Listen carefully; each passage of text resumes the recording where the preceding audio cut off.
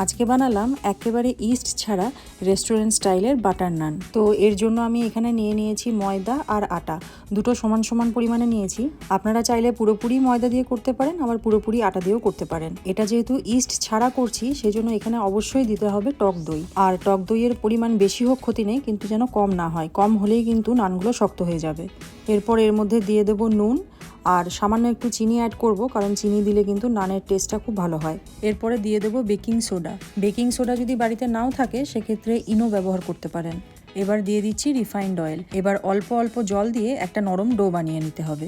তবে ডোটা প্রথমেই অনেকক্ষণ ধরে মাখার কোনো দরকার নেই, কারণ আধ ঘন্টা থেকে 1 ঘন্টা মতন রেস্টে এটাকে রাখতে হবে। তাই রেস্টে রাখার পর এটাকে ভালো করে আরেকবার মাখতে হবে। তবে ডো যত নরম করে মাখা হবে নানগুলোও কিন্তু ততটাই সফট হবে। এবারে খুব মোটাও না আর খুব পাতলাও না, সেরকমভাবে নানগুলোকে বেলে নিতে হবে। আর ওপরে যদি কালো তিল থাকে তাহলে কালো তিল দিতে পারেন। আমার কাছে কালো তিল নেই, সাদা তিল আছে, সেজন্য ওপরে একটু সাদা তিল আর তার সঙ্গে একটু ধনেপাতা কুচি দিয়ে আর একবার হালকা করে বেলে নিতে হবে, যাতে ওই তিল আর ধনেপাতাগুলো ছেড়ে না বেরিয়ে যায়। এবারে নানের উল্টো সাইডটা হালকা করে জল ব্রাশ করে দিতে হবে। এখানে কিন্তু কোনো রকম তেলের ব্যবহার হবে না। তাওয়াতে দেওয়ার পর নান যখন এরকমভাবে ফুলে উঠবে তখন বুঝে নিতে হবে একটা সাইড হয়ে গেছে।